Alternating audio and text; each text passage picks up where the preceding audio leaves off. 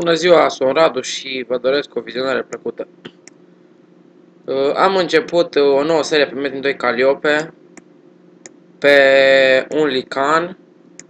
M-am apucat pe acest server deoarece am văzut că a fost implementat licanul și am vrut să încerc și eu acest caracter. Am auzit pe toată lumea că s-au băgat lican, caracter nou și am zis că de ce să nu încerc și eu. Și până acum mi se pare ok.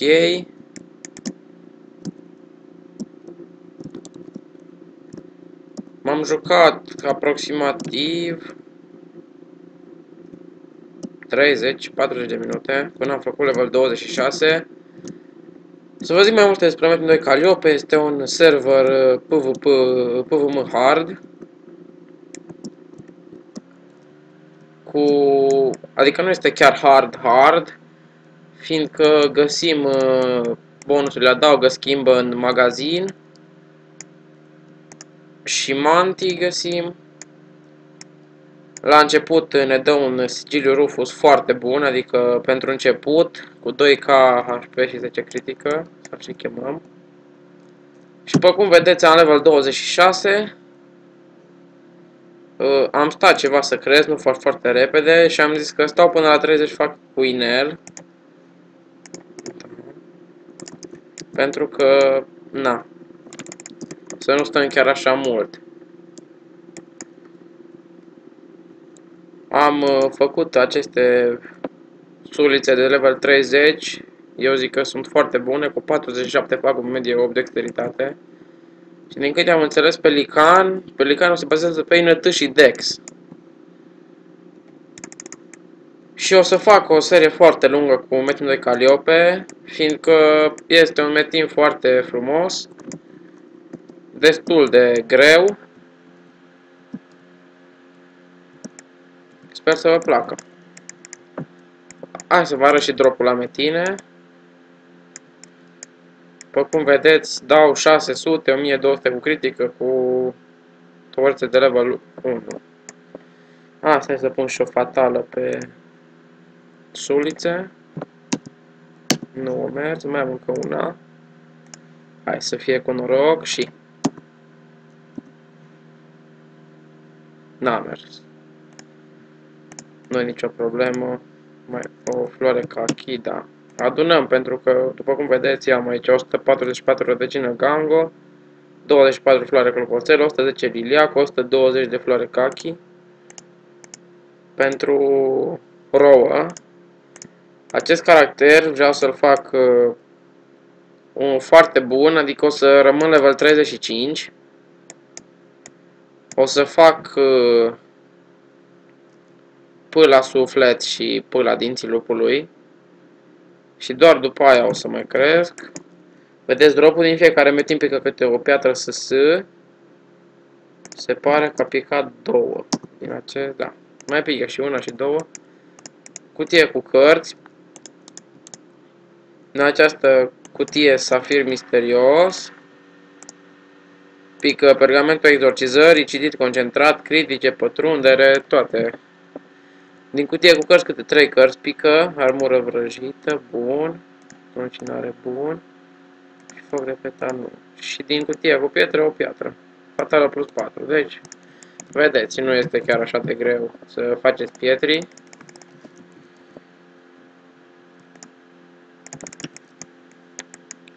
Și acesta este primul let's play de pe Metin 2 Calliope. Următorul let's play, până la următorul let's play, sper să fac level 35. După care o să mergem la orci, să creștem șamanca, are doar level 21. Vreau să o fac și pe a 35, 40, pe acolo. O să-i pun un inel de experiență.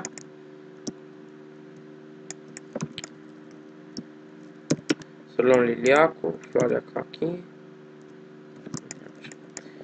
După cum ați văzut, sau poate n-ați văzut, este eventul de Paști, până pe 12 aprilie mai este. Și am zis să adun ouăle până pe 11 și pe 11 se măsură, da, pentru că 12 este ultima zi și da.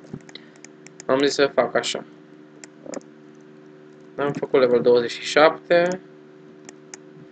Am aceste cizme de piele. Le-am avut pe șamancă. Le-am făcut plus 9. Le-am pus niște bonusuri relativ ok. Am mai făcut un colier de aur. Și o pereche de abanoși plus 9. Sunt bune aceste iteme pentru început. Să punem suflu.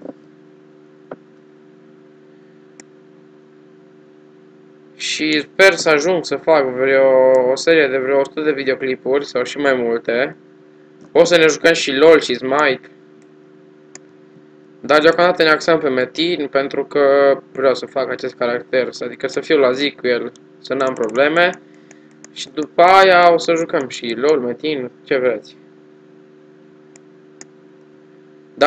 Dacă jucați pe Metin 2 Calliope, o să vă las și eu site-ul în descriere. Să-mi ziceți numele, facem o breazlă de aia șmecher așa. Rupem pe toți. Sau LOL sau Smite dacă jucați. Să-mi lăsați Skype-ul dacă vreți.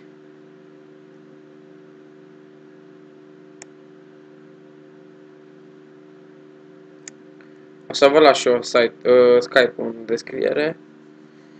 Și să mă lăsați un comentariu ce să evoluez al treilea skill. Asta mai încolo, bineînțeles, că ne scălați level 35. Cum v-am spus și la început, este prima dată când joc Pelican și nu prea știu ce să evoluez, ce să...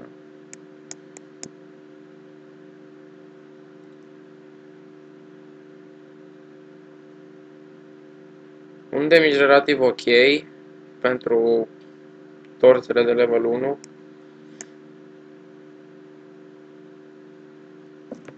Da. S-au dus licorile. Steag. Este cumva, nu, cred că e steag alb. Uite, după cum vedeți, două pietre SS. Să luăm aici. Așa, să vedem cărțile. Mo plus 3. Fritură întunecată. Talisman zburător și protecție întunecată. Și două pătrundere. Am acest costum, nu știu de ce nu pot să-l pun pe mine, habar n-am. Probabil un bug, ceva, nu știu. Doar Pelican nu pot să-l pun. Am mai văzut și alte caractere cu acel costum.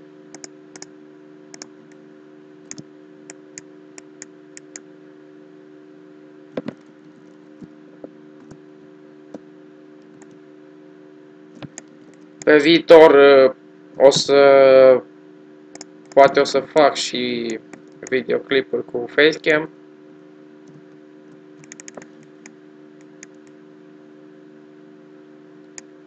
Dar acum fiind primul videoclip, n-aș prea vrea să insist cu facecam. Sper să reușim să facem level 30 în acest let's play. Să punem sulițele astea șmechere, să batem și un metin, să vedem damage-ul.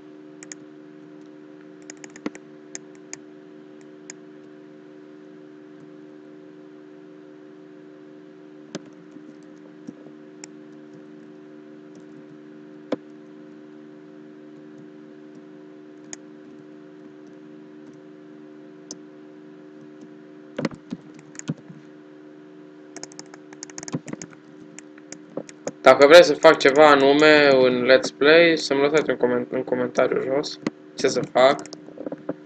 Dar deocamdată v-am zis, o să fac level 30 aici la sălbatici. După care am să merg la orci până la level 35 și o să rămân 35 și o să cresc șamanca, o să fac level, adică să fie level mai mare ca... De exemplu, eu să am 35 și șamanca să aibă 42, ceva de genul. O să citim Sunzi pe șamancă, pe contul acesta nu să citim, pentru că dacă citim pe șamancă este destul. Asta vrea să-mi e fără mobii, dar îl las, așa.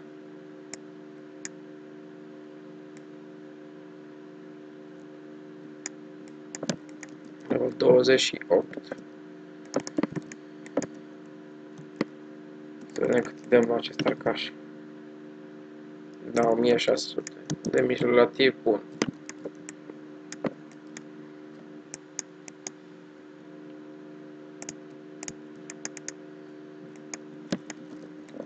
Creștem așa repede, adică nu foarte repede, pentru că avem mineri, că dacă nu aveam, era foarte nașpa, nici level 27 nu aveam până acum. La orici se schimbă treaba, adică o să creștem mult mai repede.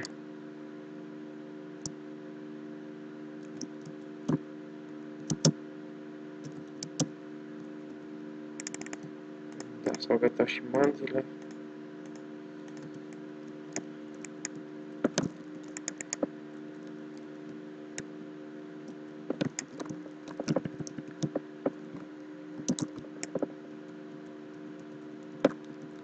Trebuie să-mi fac și un farmer zilele astea. Sau nu mai fac, pentru că dacă am zis că las 35 pe acesta, o să fie ok, adică nu mai am nevoie și de alt farmer.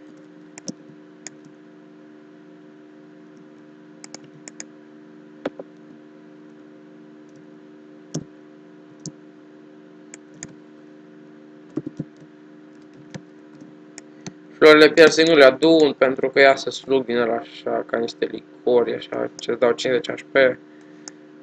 Nu sunt folositoare deloc. Și chit că este doar câte una, deci acestea astea la alte flori, când e câte 5 sunt. Dacă nu stați liniștiți că n-aveam eu atâtea.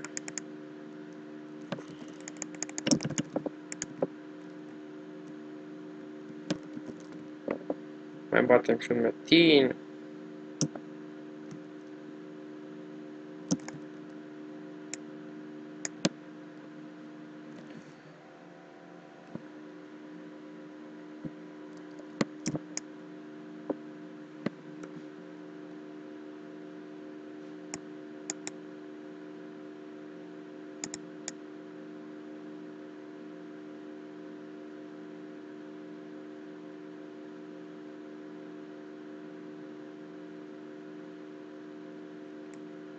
O să încerc să fac, să pietrez aceste torțe plus 4, o să pun fatală și mob.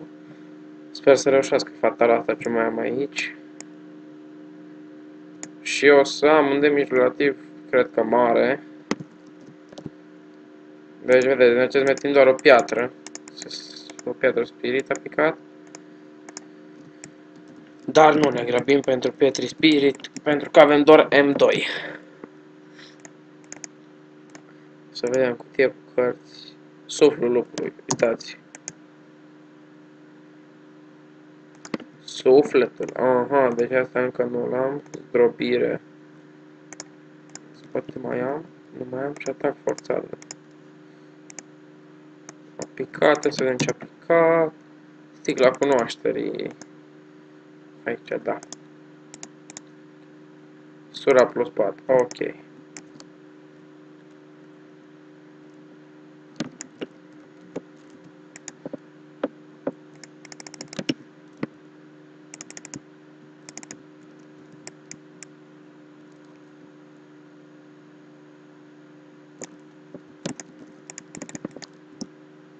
Să încerc să fac repede level 30. Să nu dureze așa mult videoclipul, să nu vă plictisesc. Să nu vă plictisesc cu poveștile mele de adormit copiii.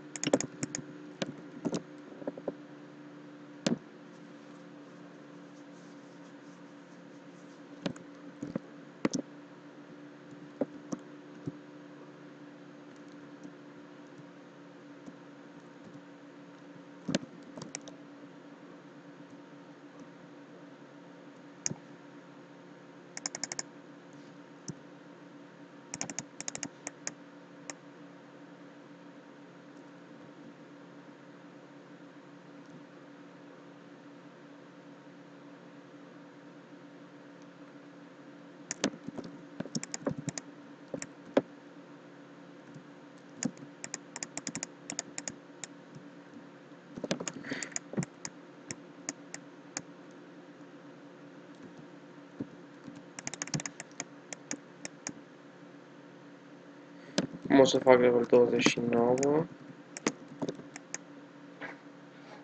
Sau nu o să fac.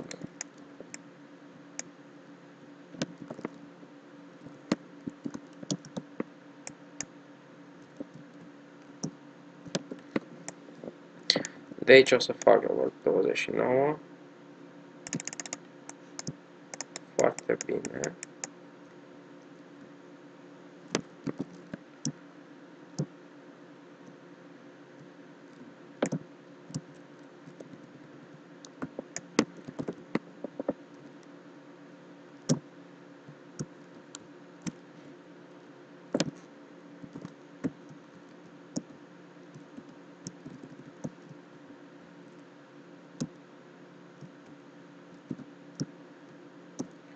Level 29. Cam atât și cu acest videoclip. Sper că nu v-am plictisit. Până la următorul videoclip de pe Metin 2 Calliope, lăsați un like și un subscribe. Eu am fost Radu. Ciao!